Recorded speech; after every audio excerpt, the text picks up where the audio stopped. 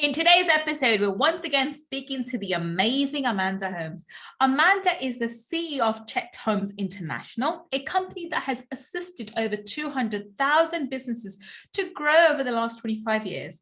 She is the daughter of the renowned sales expert Chet Holmes, and she inherited the business at 24 years old of age after her father unexpectedly passed away. Amanda has since doubled CHI's clients over the last 2 years in a row. And today she's going to talk to us about how to increase your productivity by 500%. Let's find out.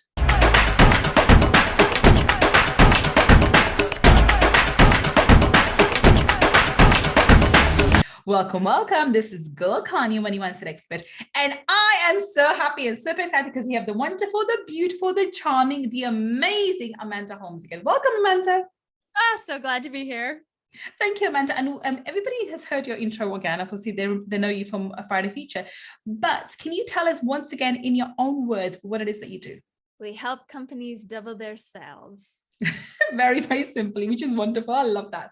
And today, on that topic, we're talking about how to increase your productivity 500%, which is an amazing topic. So how would we do that? I mean, even when you mentioned that topic to me, I was scratching my head thinking, how do we do that, Amanda? So please talk us through.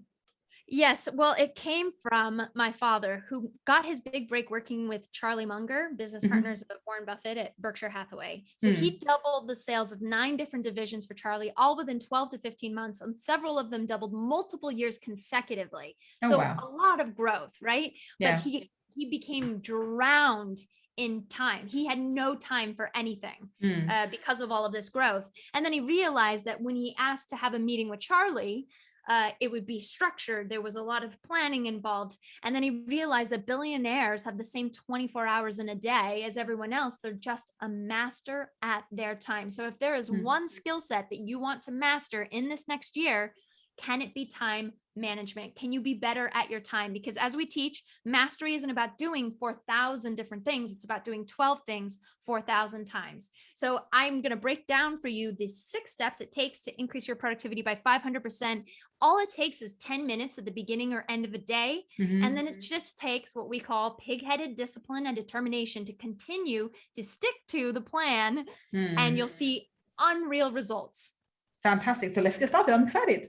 Okay, so step number 1, make sure you write this down for those that are listening. Touch it once.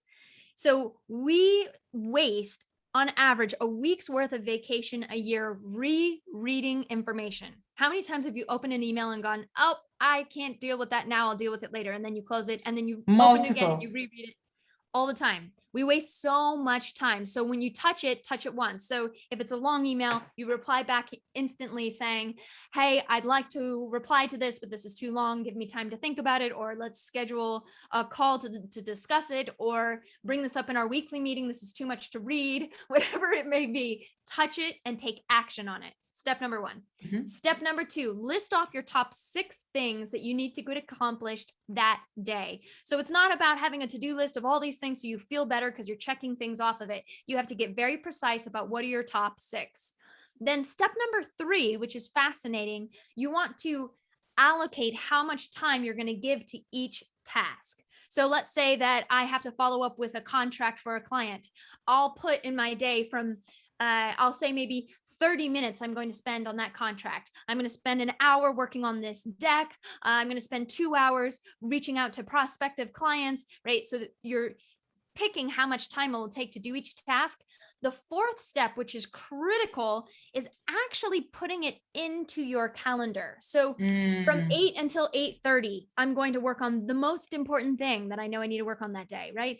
Which is majority of the time not email. I will tell you right now, the first thing of your day should not be email because it will derail all of your top 6, right? What do you have to get done versus what is everyone else telling you what you have to get done? So, right. So from 8 to 8:30, I'm doing one thing that's very important. From 8:30 to 9:30, I'm doing this other thing. And then you allocate time to be reactive. So your whole day is proactive, and then you leave maybe an hour twice a day or a half an hour twice a day. And that time is to answer emails, to go on social media and see what's there and see if you can reply or repost, whatever. Social media is just a part of our world at this point. Can you then, if your staff or clients are trying to get a hold of you, you just let them know, I have 2 times during my day where I'm available for reactive emergencies. It's this time and this time, right? Tell me then, right? So then we stick to that, and then you will see you actually get done what you need to get done versus what everyone else wants you to get done. So step number 5 is actually prioritizing. So I do this every day, and I find that half the time I think that I'm going to get all of my 6 things done. I'll put them into each bracket and then realize the most important thing is actually not in my list, in my schedule. So then I have to rearrange my whole day to make sure that I fit in what I need to get done. Because how many of you, I'm sure you've had this experience where you write down a to-do list and then you don't actually do what's on the to-do list, right? Yeah, multiple times. And it stays there for days or weeks or however long. So this actually manages the expectation of a day. So you know what you'll get accomplished, so that by the end of the day, you feel so much more gratified because you know, I got everything. Whereas if you're planning it, you also know, okay, I need to rearrange all of this. I need to be smarter about my time. And then you start realizing trends of how you work. I can work really hard in the first 3 hours of the day, but then I need a very good break.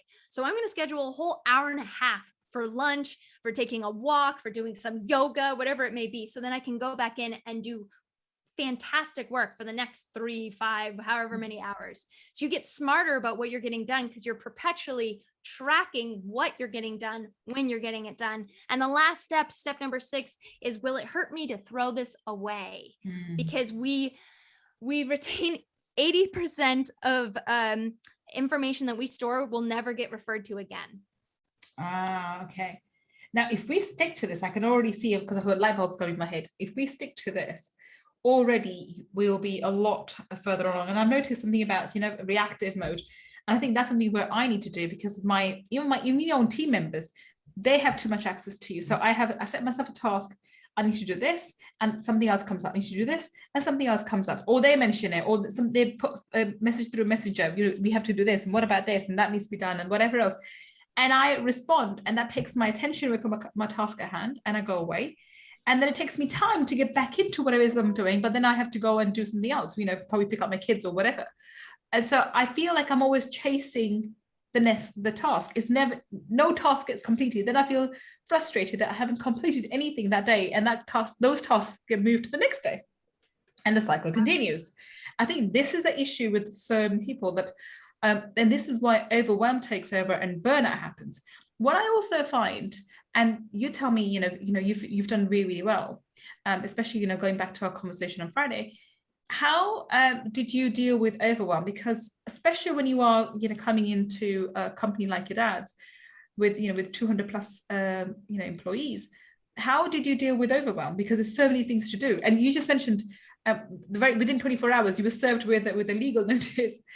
So how did you deal with overwhelm? Like, I've got this to do and that to do. Because I remember one of the things that I currently still struggle with at times is because I now have multiple businesses. And then I'm a full-time mother. I say a full-time mother and part-time business owner. I always have gazillion things happen. And at times I'm like, I'm so tired. And there's no need for me because I haven't actually done any productive work. I've just been busy doing nothing. Does that make sense? Yes. Well, I'll give you a couple of pieces on that. So first off, on average, we look at our phones 96 times in a day. Wow. And a research study was done by University of Irvine, and they found that when you're deterred, when your attention is deterred, it takes 23 minutes on average to get back into focus. And in that 23 minutes, it's the equivalent of as if you had only slept 4 hours that night. So we're actually operating at a much lower mental capacity because of our inability to focus. So a huge part of this is, what can we do to silence the noise, right? Like all of the little notifications that go off, how can we turn them off and only turn them on for that reactive time? That's one thing. Another thing with overwhelm, and I'll give you this example that one of my coaches gave me many years ago, and I always remember this. So for business owners, a lot of the time, they don't quantify their value. Now, you being from a law background, I'm sure you're used to having an hourly wage, right? Yes, This is yeah, my yeah, an hourly rate, yeah.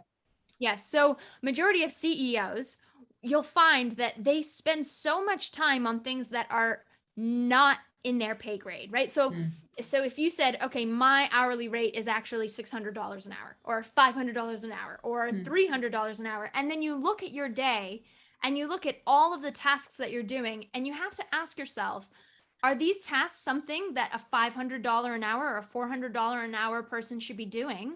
Or is this something that a $10 an hour person could be doing, or a $25 an hour person could be doing? Because you're missing out on the opportunity cost if you're just operating, right? We just recently had a client that was licking stamps 15 hours every week. He was a business owner and he felt that he couldn't find anybody in Alabama. And we were able to show him that he could do it virtually and he could find somebody outside of his jurisdiction, because a business owner should not be licking stamps 15 hours a week. It's ridiculous, right?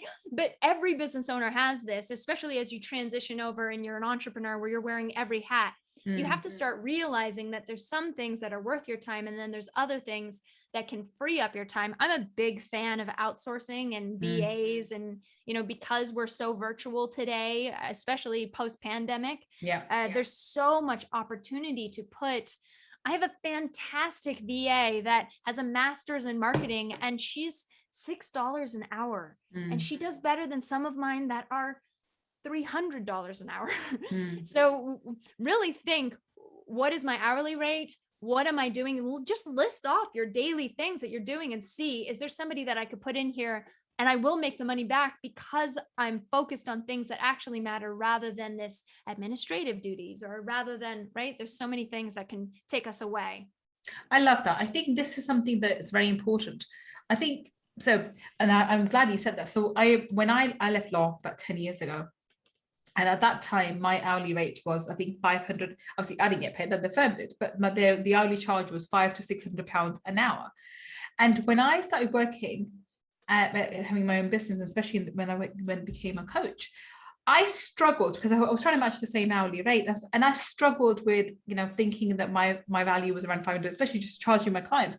And I'm so glad you said that, because that's just charging the clients, which had to, mindset issues which I had to overcome, with the imposter syndrome coming left, right, center. But also, I'm so glad that this is the exact thing. When we're running a business, I had to take an inventory here. So I have these tasks to do. And the very first one I did was from a home task. I don't enjoy doing cleaning. I don't enjoy doing ironing. So all of this stuff, that is something like I can hire someone for 15 or 10, 20, 15, 20 pounds an hour. They can go and do it. First thing done. So that's all been taken care of. What else can I give away? This can be given away. That could be. So I did that in personal life and in my business. And that's when my actual business took off. Otherwise, I was drowning in overwhelm. I had kids' clothes coming out my ears. I had, my other social media posts that were, waiting to be done. And I had these clients that I had to deal with, and I was literally struggling and drowning in it. But this is what I did. I did it intuitively. I didn't even think about it. I just thought, okay, you know what? In order for me to make more money, I need to pay someone to do all these mundane tasks. I can do this way. And I started outsourcing and hiring people, but it's a mindset thing. I have people over at the moment who are, if they look at their hourly, rate, they must be on 40, 50 pounds at least. Yet they wouldn't hire, a cleaner to clean the house or something else, because that's extravagance. How's that extravagance? If you are, say example, you're on £50 an hour, and you pay cleaner £15 an hour, you're think that you're not spending 15, you're saving £35. It's a mindset thing. Yes. But and you have more time to do more productive things, including having the time to spend with your children or family, whatever. But this, unfortunately, people don't understand the relevance or the importance of this. I think this is where the overwhelm comes in. So, include all these 6 steps, but also really evaluate the task you're doing. Should you be doing those? Absolutely. Business owners get lost in the fray.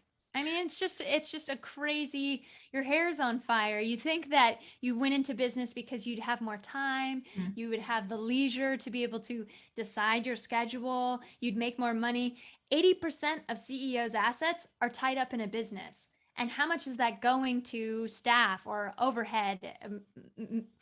I think it's something around, there was a study by a New York bank that said that 42% of businesses don't make a profit. So where are the CEOs getting paid? And 80% of CEOs work weekends. Yeah. So I'm sure that they're not just not working during the week and only working during the weekends. They're working 7 days a week. So we went in for one reason, and now our company's running us instead of we're running the company. I think this is where time management is so important. And this is where the 6 steps you mentioned today are so relevant.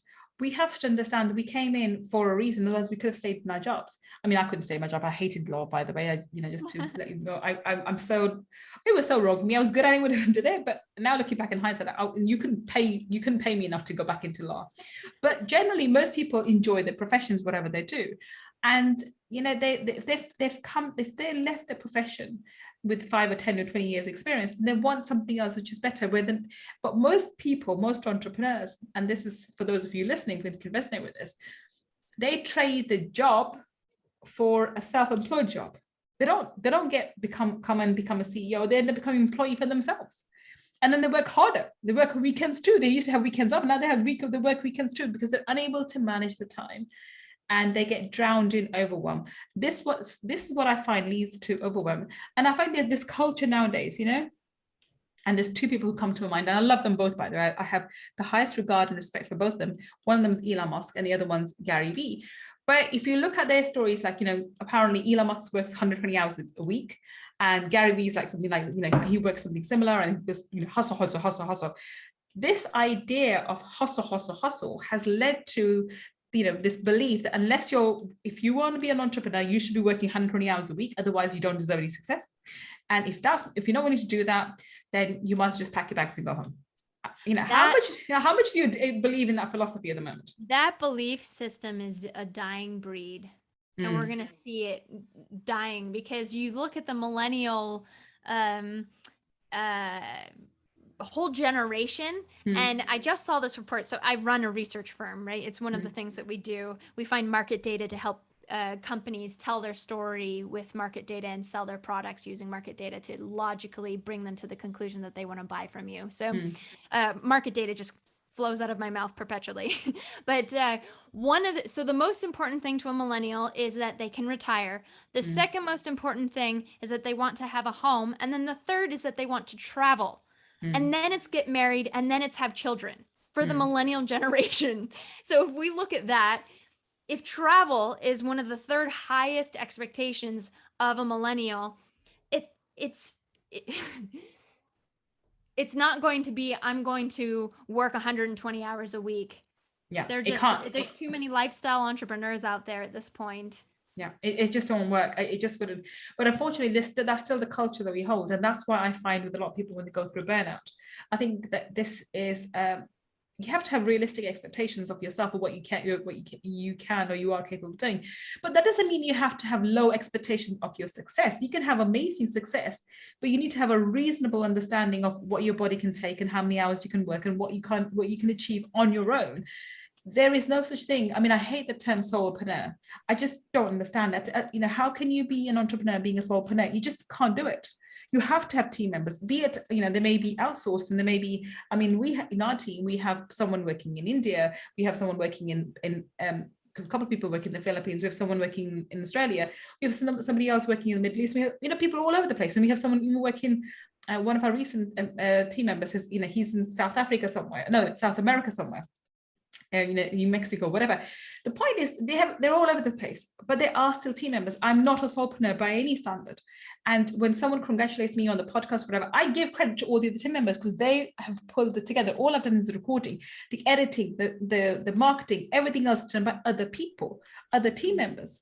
So it's a collective thing. This idea that I'm a solopreneur, I don't know where that came from, and why do people adhere to it? I'm a solopreneur, or mompreneur. There's another one which I really am against. It's an entrepreneur, but you bring people together and you work together, and you have to find skill sets. And people, I asked me to edit my podcast, and I wouldn't have a clue where to start. I have an amazing person, in Australia who can do it. But this is where you have to see where your strengths are, and find people who can, fulfill the gaps where you don't have. And why do I have to gain the skill of editing? I don't need to. I can hire someone amazing to do it for me and achieve the same amount of success, right?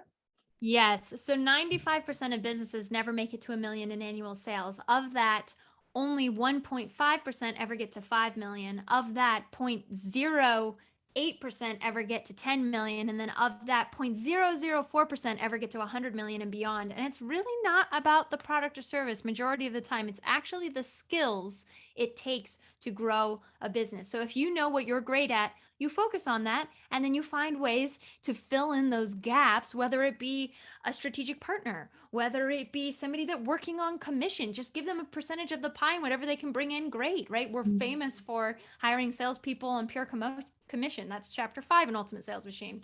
So what can you do to leverage what you do best and then let everyone else do the rest? Awesome. And on that note, we'll wrap up. So thank you so much for being another amazing guest for us on Money Talkies, Amanda. It's been a pleasure talking to you. Tell us, how can we connect to you and how can we find out more about you? Well, Ultimate Sales Machine is a great book, but I do have a gift. We created a quiz on howtodoublesales.com, howtodoublesales.com, and it asks 5 questions to determine what's the biggest thing holding you back from doubling the size of your company in the next 12 months. You answer those 5 questions and it gives you a free training. So I highly recommend howtodoublesales.com. Wonderful. So if you listen to this podcast on the podcast rather, we will have all the links that Amanda mentioned. Actually, we'll have her social media links there as well. Do go check that out in the show notes. And if you are if you're watching and listening to us on the podcast, on the YouTube, remember, look in the description section and you will have all the links for what Amanda just mentioned. Do check out this quiz. I will too, to see what, to work out where you are and how you can double your sales. But for today, thank you so much for being such an amazing guest, Amanda. It's been a pleasure talking to you. Such a pleasure. Thank you so much. And thank you for listening to me and Amanda. I will be back on another Money Talkie segment, speaking to another amazing guest, finding out some golden nuggets, finding out how you and I can build a better business and bring more abundance into our lives. Until the next time we meet, this is Gull signing off. Take care and bye for now.